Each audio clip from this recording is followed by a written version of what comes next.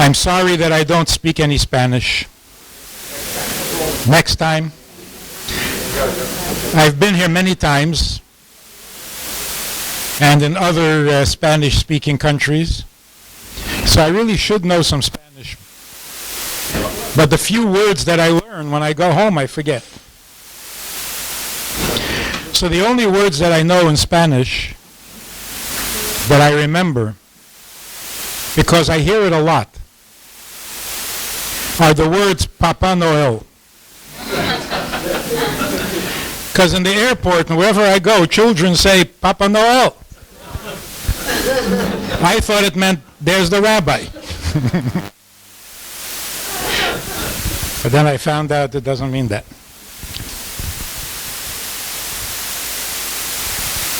For every relationship that we need, God gives us a special talent. And each relationship brings out that talent. Because without it, the relationship wouldn't work. So, for example, we have a relationship with parents. What talent does it take to have a healthy relationship with parents? Gratitude. Be grateful. You see in young children today a terrible lack of gratitude. No matter how good the mother was, not good enough. No matter how hard the father worked, not good enough. There's no gratitude. You actually hear children saying, my mother doesn't respect me, so I don't respect her. What did your mother do for you, and what did you do for your mother? What are you comparing? What's the comparison? Gratitude is a difficult quality, characteristic. And we have to really work at it. And that's why we have parents from the beginning. We start right away with parents because developing gratitude is really a very noble and challenging quality. Then you have a spouse, a husband and a wife. What quality do you need for that? Cooperation.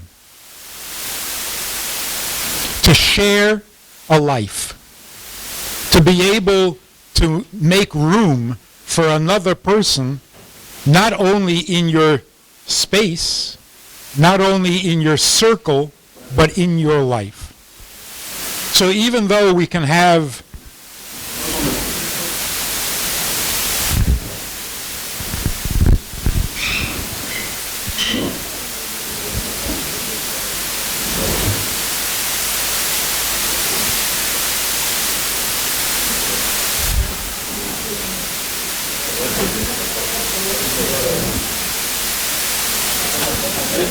do we really need translation? Huh? Some people need.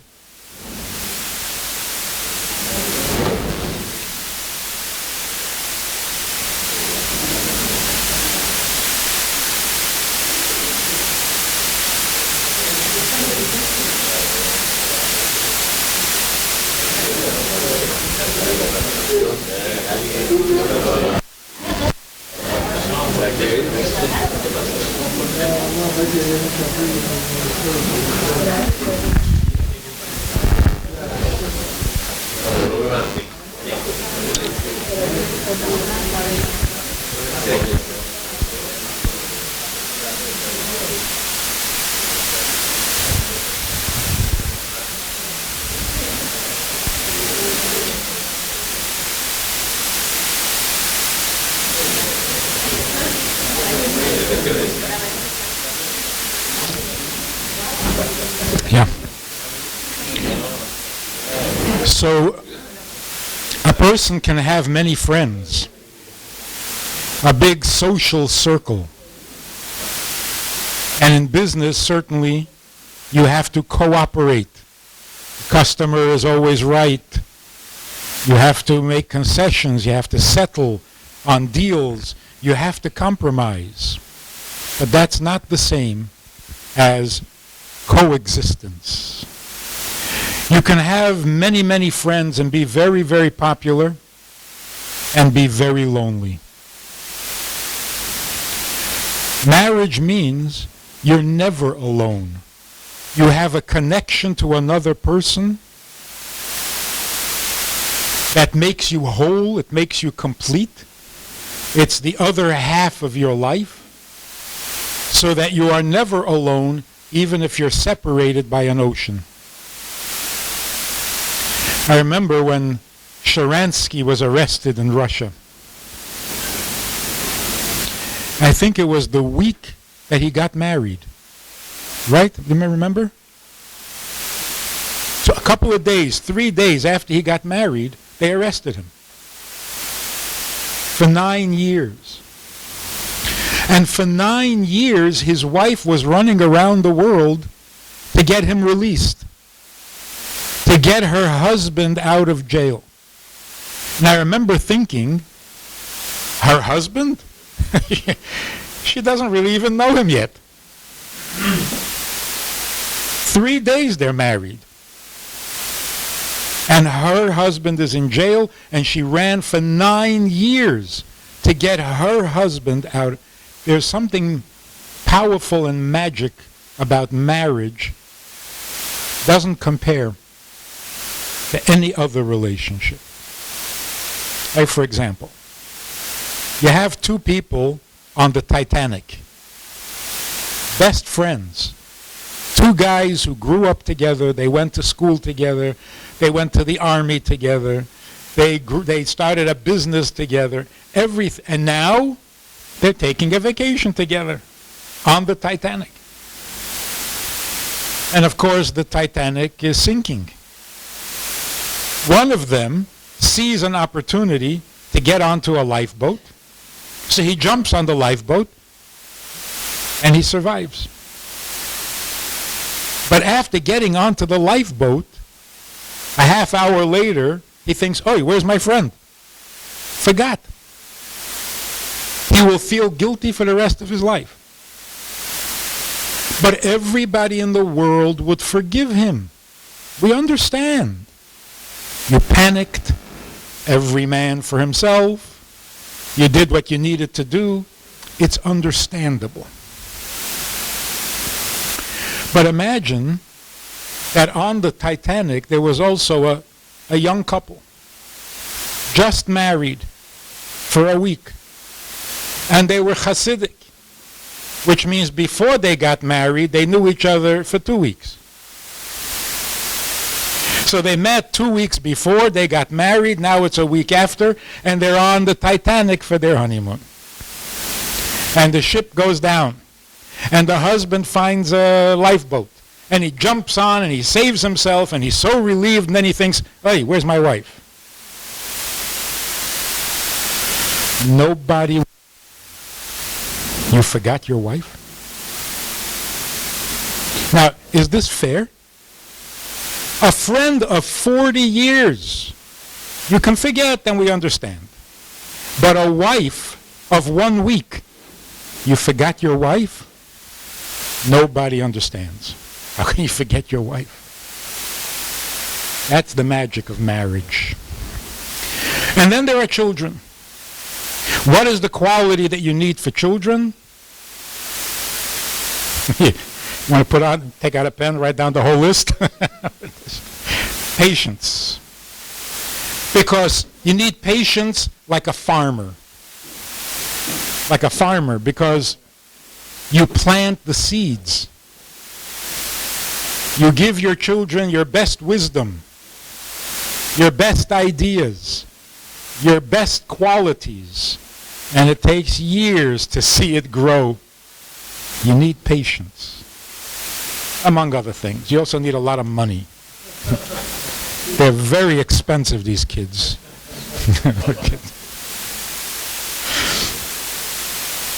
But what about our relationship with God?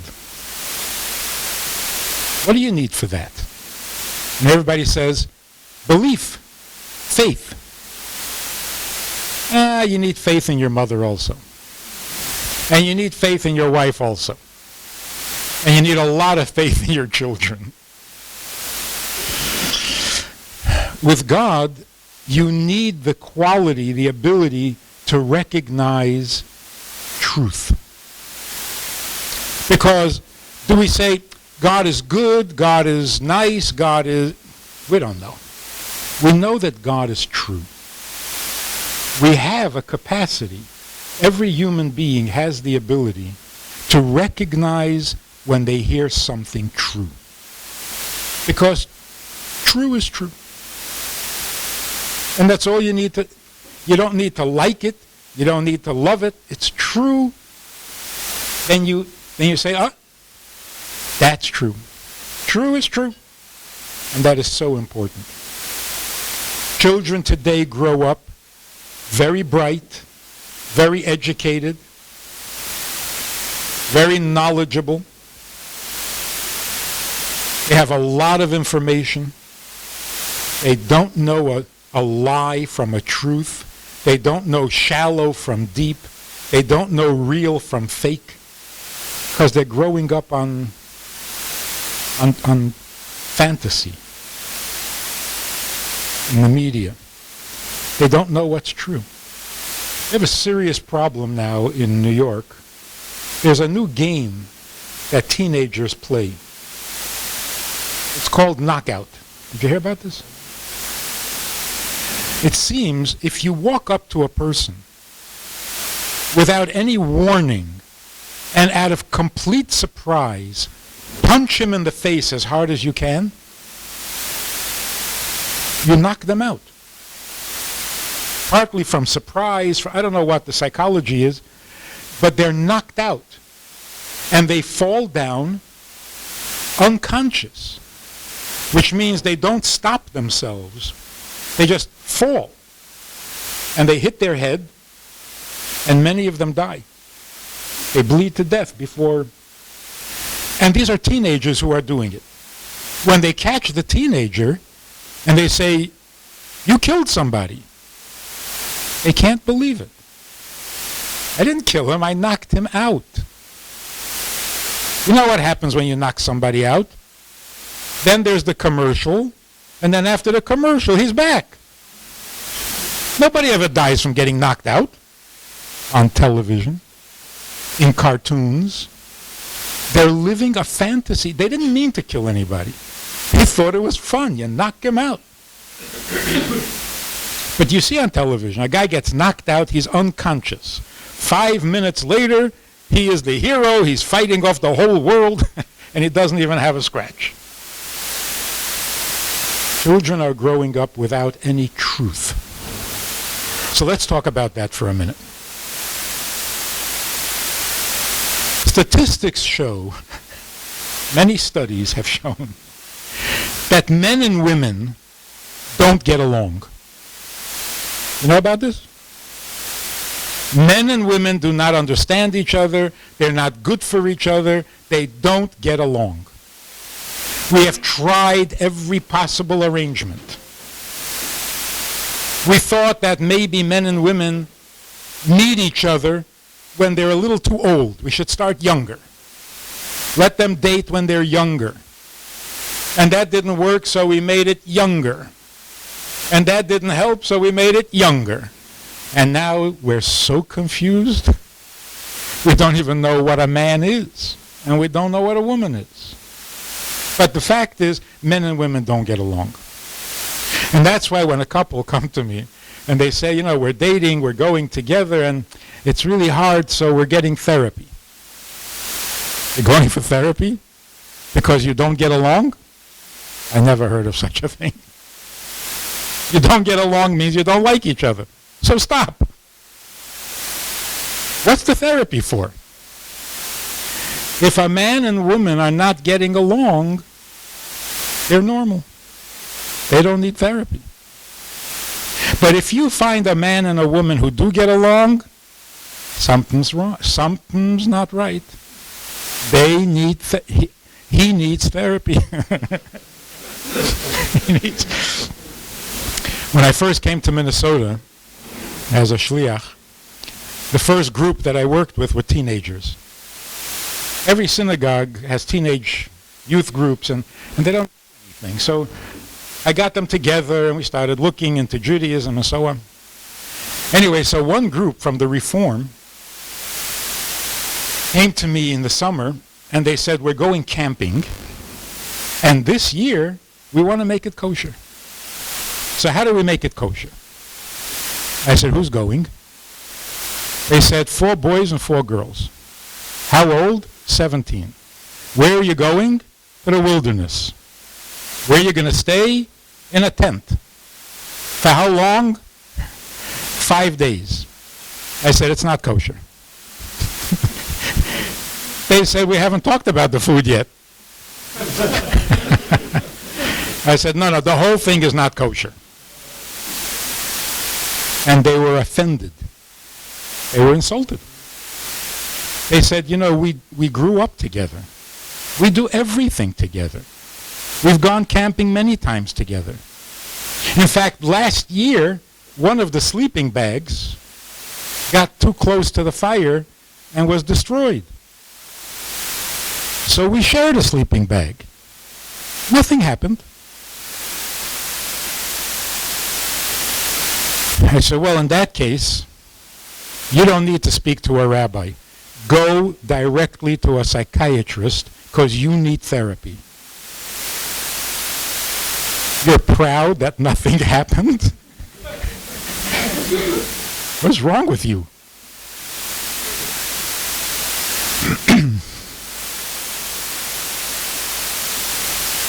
They're growing up with some very bad information. Very bad information. Men and women do not get along, should not get along, and the only thing that can happen is trouble. That's why God invented marriage. Because marriage means that a man becomes a husband and a woman becomes a wife. Husband and wife get along very well. In fact, you can't be a husband without a wife. You can be a healthy man without a woman. And you can be a healthy woman without a man. In fact, healthier. But a husband and wife, without a wife, you're not a husband. Now here's the problem. There's no fun in being a wife. And there's no glamour in being a husband. So people get married today and they do not become husband and wife. They remain man and woman. And they don't get along, which is normal, but not good for the marriage.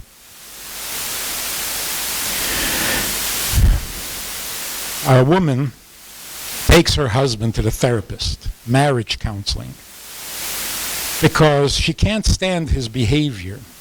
She says to the therapist, every time we go out to a party, he's always flirting with the women.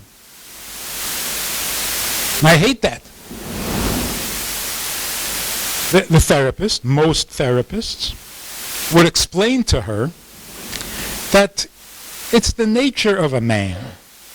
When he's in the presence of women, he likes to show off. It's not serious. Doesn't mean he doesn't love you.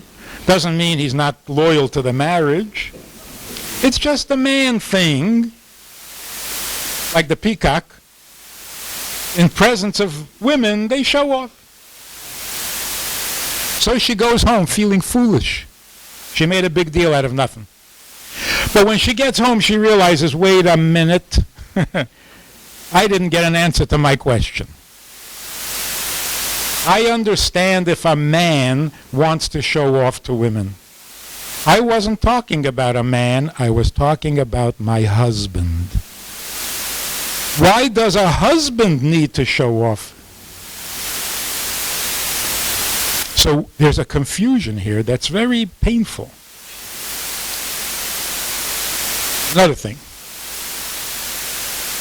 Everyone for the last 70 years got married out of love. Nobody marries unless they're in love.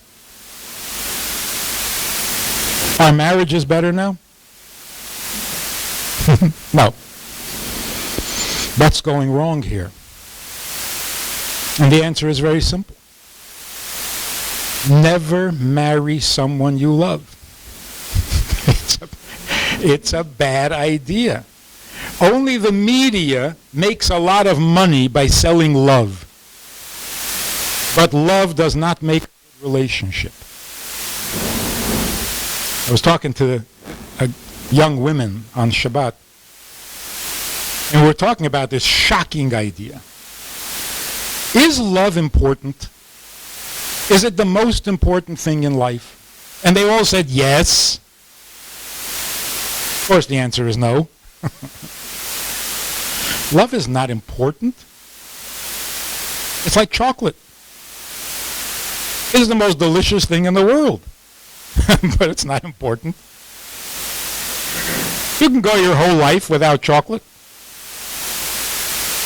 Nobody wants to, but you could. Love is not important.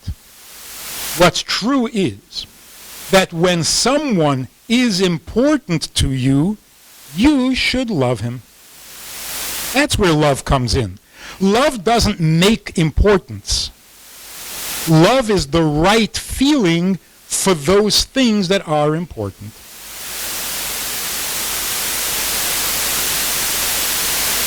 Think how arrogant it is for a person to say, I love you. You are the most important person in my life. When I stop loving you, you're garbage. How arrogant is that? My love makes you important? It's the other way around. Those who are important to you, you ought to love.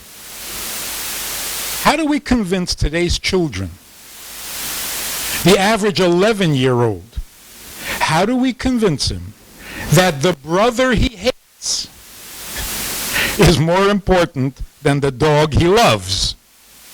Because he doesn't think so. You ask the average 11-year-old, if your brother and dog were drowning, who would you save? My dog. Why? I love my dog. I don't love my brother. It's terrible. I asked a very, very smart 11-year-old boy, I said, if you came home and saw your father and your dog killing each other, who would you save? You know what he said? He said, it depends who started it. Justice. Depends who started. This is sick. This is terrible. But this is how children are being raised by television. So, love is not important. Love is the right feeling for those things that are important. So if something is important, you should love it. If you don't love it, it's still important. So you treat it like an important thing. And then the next day, next week, you'll love it again. Like a husband. He's important to you. If you don't love him now, well, okay, next week maybe. But he's still important. That's why the Mishnah says, our sages told us a long time ago, before there was television, a relationship that is built on something won't last. If it's built on nothing, then it will last. What does that mean?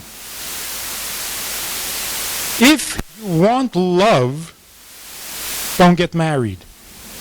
Go back to your mother.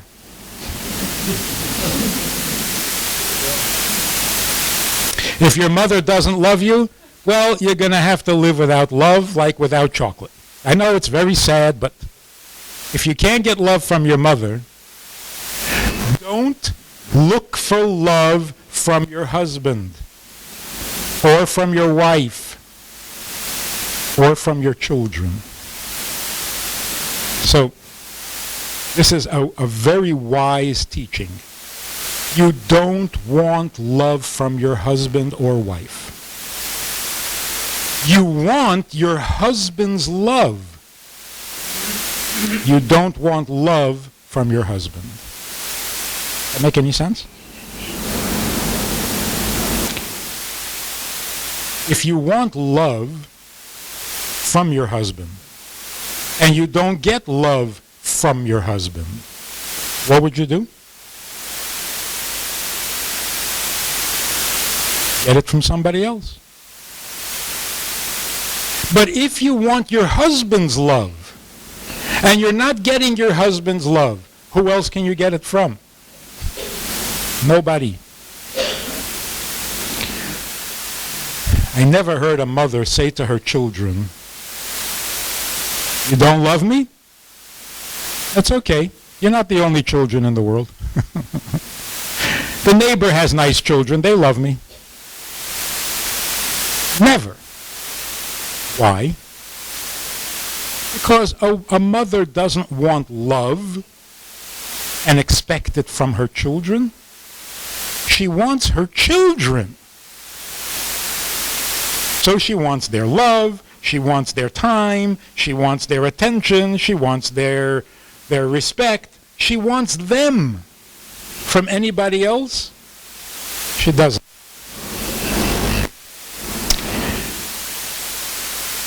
So what then is marriage if it's not love? And what is it? One of the most powerful, memorable stories I've ever heard. Simple story, but it's so amazing. Every Lubavitcher family in Russia during the communists suffered losses. Because the Chabad, the Lubavitchers, were at war with Stalin and with communism. And in that war, many, many lost their lives. They were sent to Siberia, they were shot. Almost every family lost a husband, a father, a son. There was one young man who the communists were after because he was a teacher of Hebrew. So the couple moved to a non-Jewish village to hide. But they found him, and they sent him to Siberia. Now the young mother was alone in a non-Jewish village with an 8-year-old boy.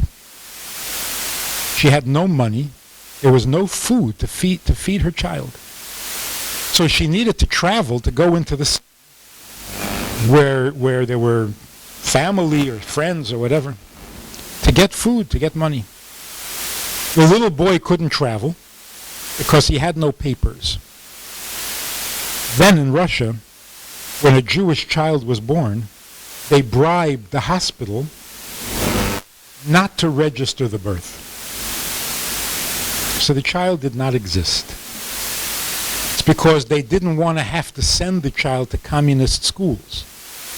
If the birth is registered, the government will follow the child, and when he's old enough to go to school, they'll expect him to show up. And they didn't want to send their kids to communist schools, so they bribed the hospital not to register the child. So he certainly didn't have any papers to travel with. So she had to leave him with a Russian couple, an older couple, who were their neighbors. She thought it would take 4 days, the trip. She told the little boy what to eat, what he can eat and what he can't eat in their house. There wasn't much to eat anyway. And she left. But her papers were not perfect, and the trains were not running, and after 4 days, she was not home. The man, the Russian, came home drunk every day, and he made a sport.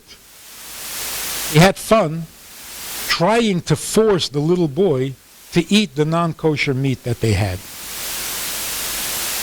Nobody had any money, so what meat did they have? not beef. Dead, whatever they found. So the little boy was crying and kicking and spitting out the food and biting, and then he loved it. He enjoyed the Russian, thought it was a lot of fun. After a week, the mother doesn't come home.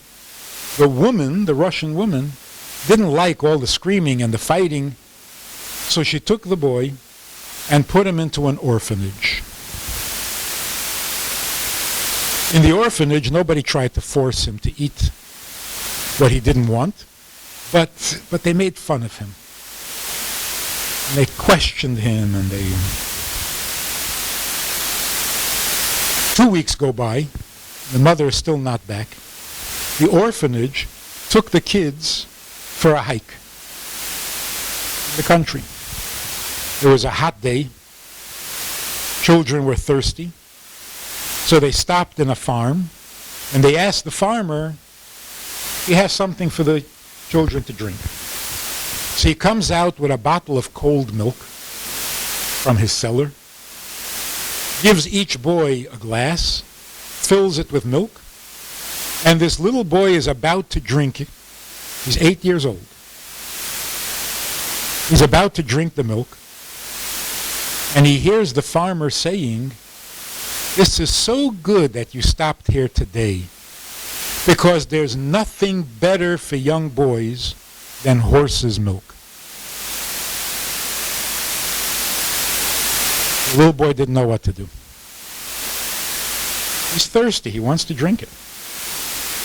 But it's not kosher. But if he doesn't drink it, it's going to start a whole question, But if he does drink it, not kosher. Didn't know what to do. He finally decided that he's not going to drink it. And to avoid a whole discussion with questions, he made believe that the glass slipped out of his hand and it spilled. So now they're coming back to the orphanage, and his mother came back from the trip. In those days, children were disappearing, kidnapped, sold, because there was no police, there was no government, there was nothing. So she comes to the neighbor. "Where's my son?" "Oh, he's not here. We put him in the orphanage."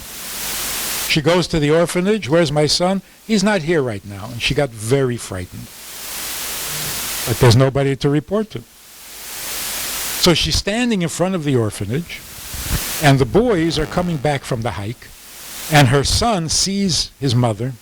He starts running to her, and he shouts in Yiddish. He says, "Mama, I'm still yours. I didn't drink it."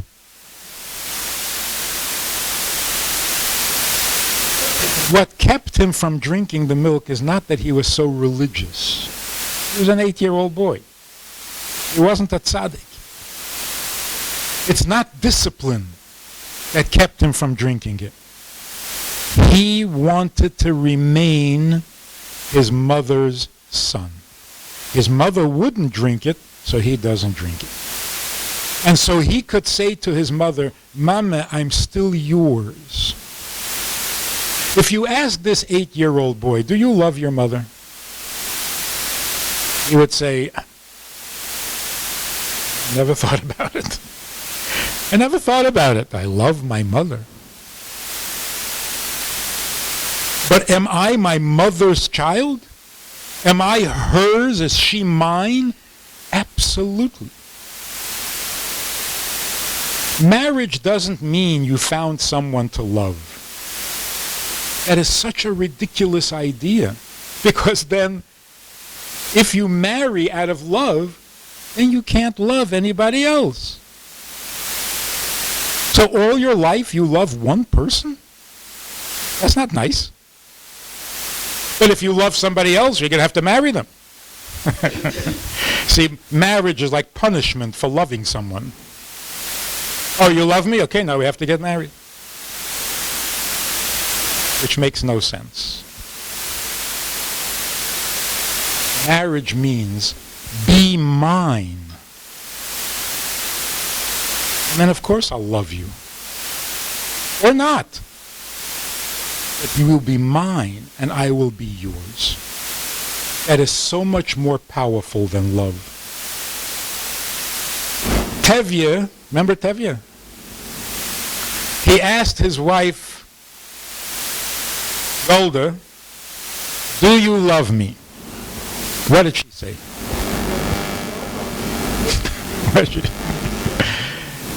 Whoever wrote that was really very, very smart.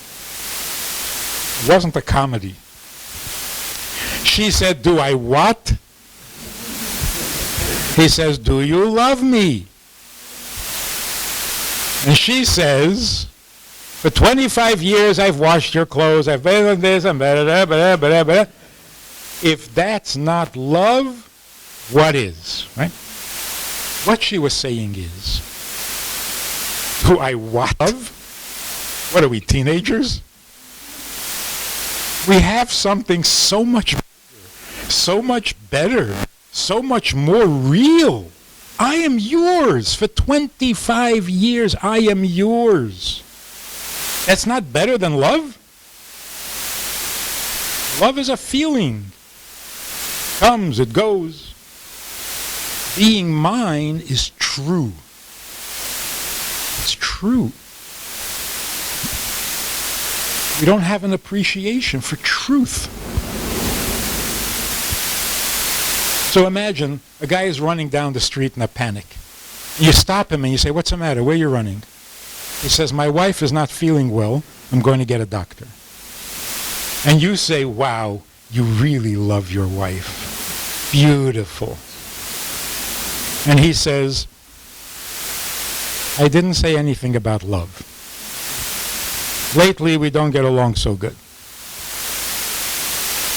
So you say to him, oh, well, then why are you running?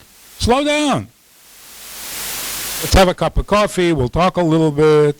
You'll get the doctor later. What's the rush? What would he say? Are you crazy? Are you crazy? My wife needs a doctor. And you say, but you don't love her. What would he say? That famous quote? What's love got to do with it? My wife needs a doctor. It's real. It's true. She's mine. Of course I'm going to run to get a doctor. Do I love her? We'll play games later. Now we're talking about what's true. The first time I heard this, I was so shocked. I was only 22, and I was doing marriage counseling. Like somebody said to me, you do marriage counseling? I said, yes. He says, how many times were you married? Once? From that you know? I was just married. Anyway, so this guy comes and he says, I'm getting divorced. I don't need this. I didn't understand. You're divorcing her because you don't need this? Did you marry this or did you marry her? Is there another person involved here? He never connected to her. He married this.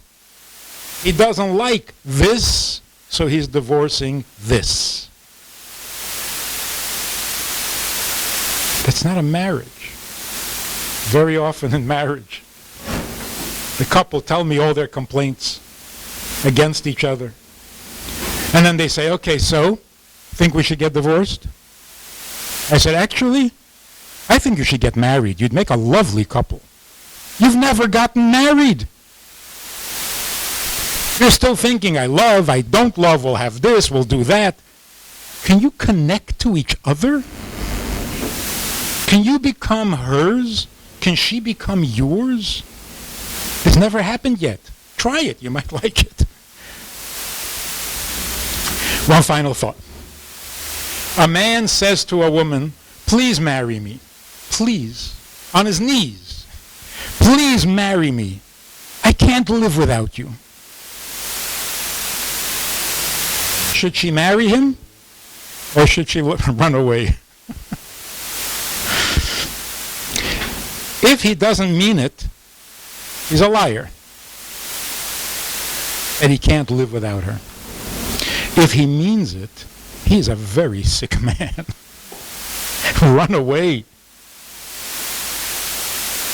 But imagine if a man says to a woman, please marry me.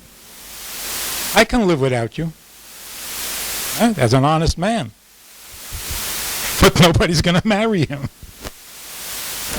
So what should a man say?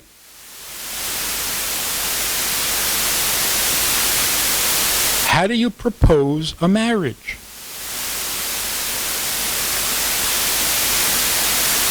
There's a comedian who says, I never understood why at a wedding, non-Jewish wedding, the bride wears a dress that is different from everybody else. But the chassan, the groom, wears the same tuxedo like all the other men.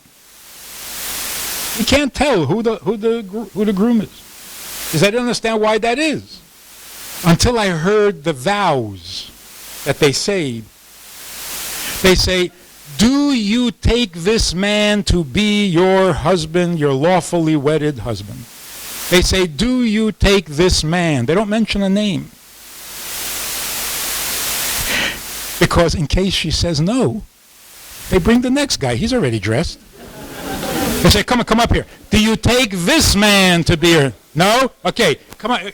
How about this man? Come on, isn't there anyone you like? That's not how you get married. You don't take this man or that man. What a man is supposed to say is, please marry me.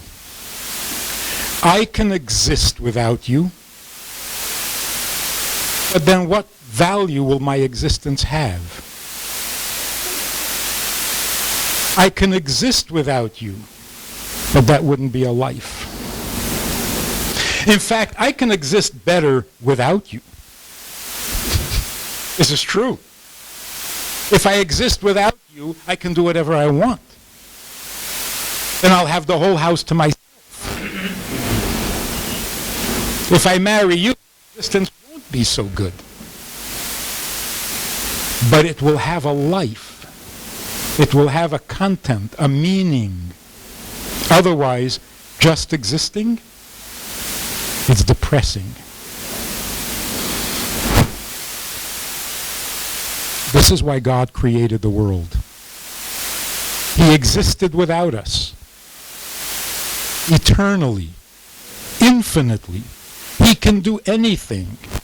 He was everywhere. There was only Him. And He created us. Why?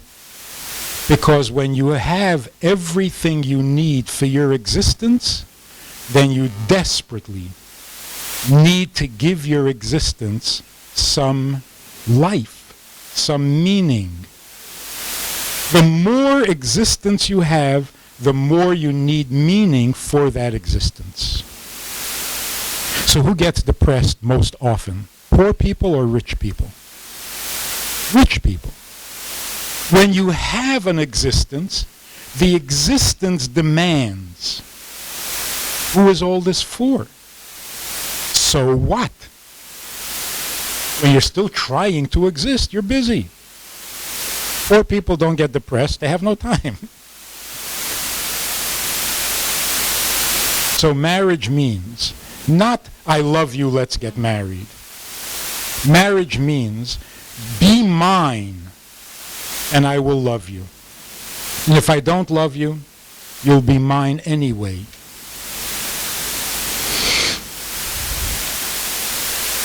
And the word mine has to be brought back. It's neglected. It was replaced with love. It doesn't work. It doesn't work.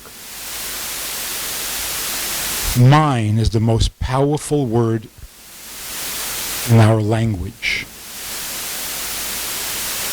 That's why we say, my God. What does it mean, my God? You don't own Him.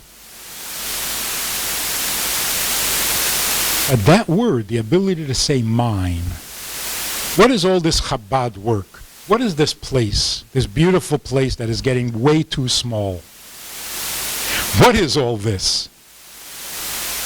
It's because Chabad says, you're not taking care of another Jew, your fellow Jew, my fellow Jew. How can you neglect what is yours? We're supposed to love our fellow Jew. But you know what it means to love a fellow Jew? It means to realize that even if you hate him, he's yours. That's why in Israel, the secular Jew hates the religious Jew. You know that, right? It's terrible. It's worse there than any place else. And you ask this secular Jew, why do you hate the religious Jew? He says, why do they have to dress like it's the 18th century? Why can't they dress like normal people? So, okay, so how about your Arab neighbor? You get along with your Arab neighbors? He says, yeah. I said, but they dress like from the 4th century. Doesn't bother you. And you say, no, why should it bother me? They have their customs. So why does it bother you if a Jew dresses funny? That's love of a fellow Jew. I don't care how an Arab dresses. Why is that my problem? But how any Jew in the world dresses bothers me. Why? Because he's my fellow Jew. I can't divorce him. I'm stuck with him. That's called love. If that's not love, what is? So even if you hate another Jew, it's because you love your fellow Jew. Nobody get on your nerves. Nobody can get you upset like your spouse. Why? Because she's yours. So the next time you get angry at your wife, realize that that's the beauty of marriage. If you get angry at a friend, it's over. You get married, you get angry at your wife, you realize how married you are. It's beautiful. Next time your children get angry at you, what are you going to say? What do you say when an 8-year-old gets angry at you and says, you're not my mommy anymore, I hate you? You say, I'm not your mommy? No. Okay. Go find another mommy. Husband and wife, you're mine, I'm yours. What's the difference what mood I'm in? We are one. Like we are one with our fellow Jew, we are one with God. That's called recognizing truth. The difference between something that is true versus something that is a feeling. Feelings, they change, they come, they go. What's true is forever. If you treat your marriage that way, half the problems with your children will go away. Because half the problems with the frustration of children in today's world is because they're insecure in their own home. They don't get the truth of the relationship. So when it's nice, it's nice. When it's not nice, it's scary. That's how we were raised. That's where we get our strength. Because in our home, we knew it was true. We didn't like it, we did like it, we liked some things, but it was real. So, let's make our true relationships the center of our world.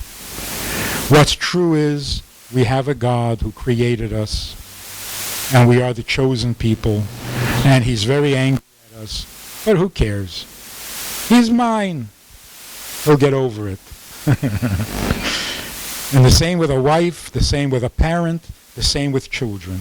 These things are true, and there's nothing better than that. If that's not love, what is?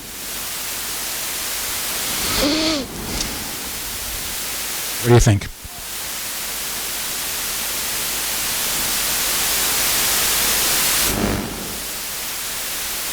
Questions? Comments?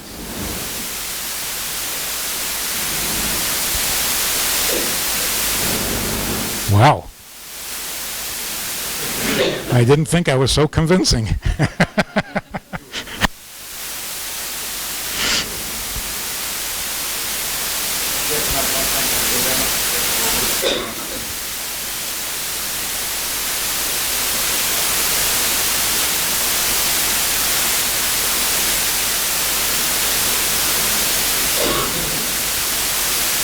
¿En inglés o en castellano? He's asking if we know when a marriage starts, when it finishes.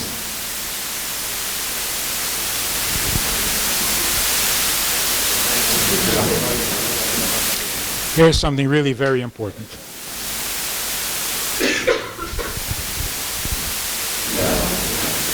There has never been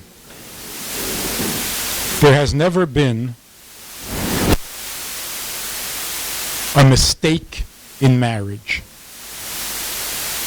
No man and woman ever got married by mistake. Every marriage is made in heaven. You cannot marry the wrong person. You can't. Sometimes being married to the right person is too difficult. So there's divorce. Divorce doesn't mean you married the wrong person. No marriage is ever a mistake. I'm talking about a marriage between two Jews or between two non-Jews. It's never a mistake. I was speaking someplace in the States, and I was introduced. At that time, many years ago, we had 11 children. So the introduction was that Rabbi Friedman has 11 children. Anyway, I spoke for about an hour, something very important and very deep. At the end of the speech, the woman raises her hand, the first question. She says, 11 children? She didn't hear a word after that. She just said, 11, 11, 11? For an hour.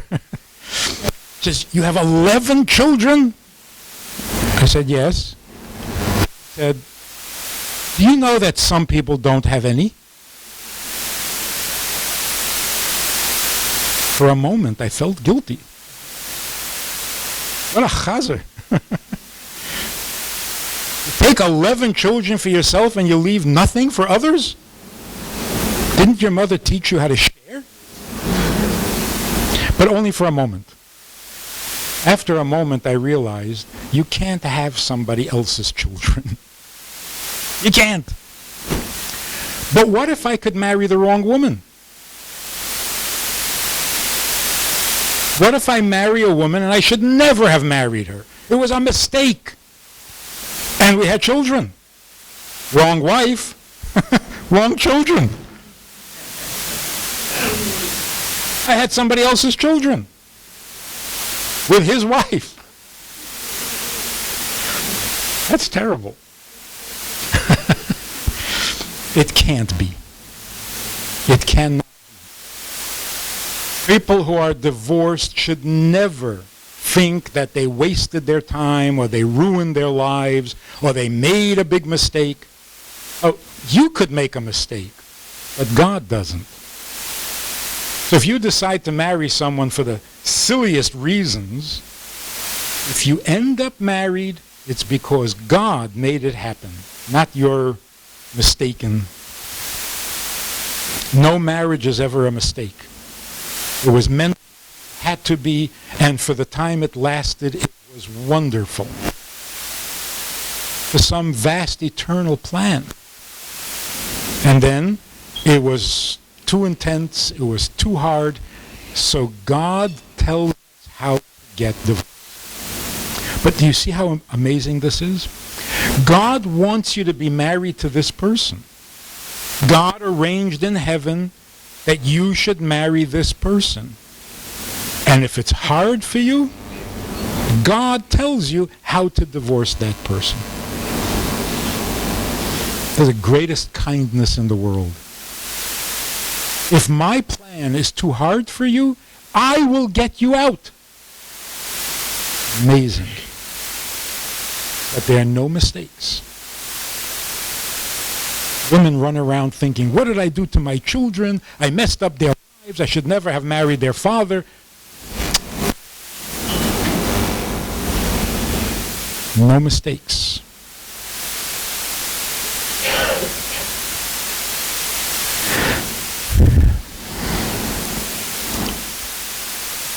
Yes. How do you teach gratitude to a kid? You starve him?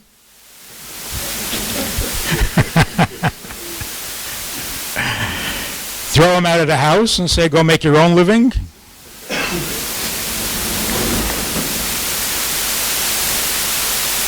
If you listen to the commercials, I don't know about here, in the United States, in the last 3 years, every commercial for every product, no matter what it is, tells you to buy the product because you deserve it. Everything. Take this sleeping pill. You deserve a good night's sleep. Really? How do you know that I deserve a good night's sleep? And what does one do to deserve sleep? I don't know what. Buy this product for your hair because you deserve beautiful hair. What did I do to deserve hair? And what's with the guys who are bald? They must have sinned terribly. They don't even deserve hair. How bad can you get? Now the latest thing I heard was, buy this product for your dog because your dog deserves the best. Children are raised with this. Children are told by the experts that you have to have a good self-image. You have to love yourself first before you can love anybody else. You have to think you're great. You have to think you deserve. You have to think you're the best. And look what we have. A bunch of selfish little monsters who can never get enough because they deserve.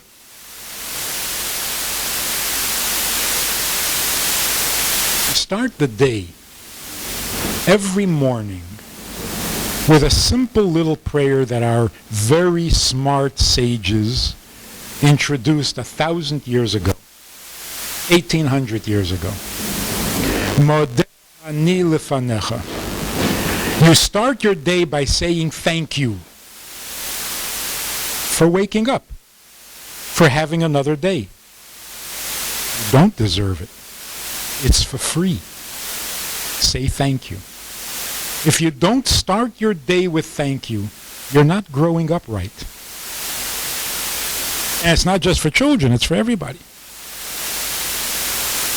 The first thing you think and say in the morning is, I didn't create the world. I know that for sure. I'm confused about many things, but all I know for sure, I did not create the world. And when I wake up to the world, that's the first thing I should remind myself. I'm not God. What is God? I don't know, but I'm not God. This is not my world.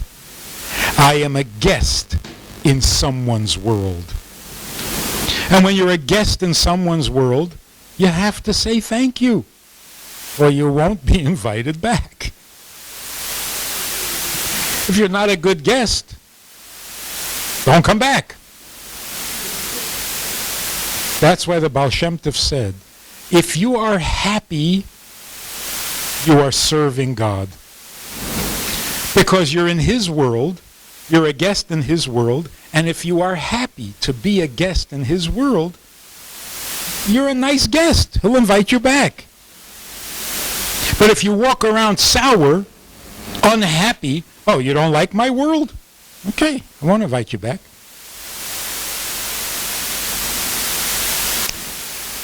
We are unique Jews. We are unique not only because we have survived, outlived all the other nations. What's really amazing and unique about us is that we are happy. That's amazing. Because non-Jews look at us and think, what are you happy about? What have you got to be happy about? Nobody likes you. Nobody has ever liked you. You've had a miserable history. What are you happy about? They can't understand. Maybe that's why they're so jealous. They have more than we have, and they're not happy. I know Jews walk around complaining, we suffer, we suffer. But we are very happy people. We're happy to be in God's world. Sometimes it's easy, sometimes it's hard, but we're happy. We're not like other religions who can't wait to get to heaven. We like it here. We don't want to go to heaven. Christians will do anything to get to heaven. We're not interested. When we die, we want to go where our friends are. Who are you going to talk to in heaven? Your grandmother?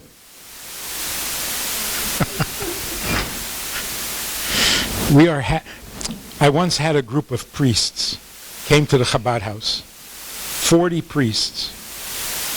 They wanted to know about Judaism. They're very interested. And they desperately need to know because they don't believe what they believe. They don't believe it. They don't like it. They don't believe it. So they come to hear what Judaism says. So it was a very good program. They were really nice. But at the end, one guy said, so why do you suffer so much? Now, when Jews get together, we love to talk about how much we suffer. Oh, that was bad. You should have seen you thought that was a bad week? Oh, my week. Right. I ran my car into a tree. The other Jew, yeah, how high up the tree? My car went halfway up. We love to suffer. But not when a non-Jew asks. It didn't feel right. I didn't like that question. He said, so why do you suffer so much? So I said, Ra? We suffer? What gives you the impression? He says, oh, come on. Throughout all of history, you've always suffered. I said, oh, you mean you've been around throughout history. It looks like we suffer more. No, we just live longer. Like the Romans didn't suffer. They just died. Yeah, when you're dead, you don't suffer. If you live 4,000 years old, you get a lot of headaches. But we don't suffer more than... In fact, how many holidays do you have on your calendar? 2? And one of them celebrates his death. That's it.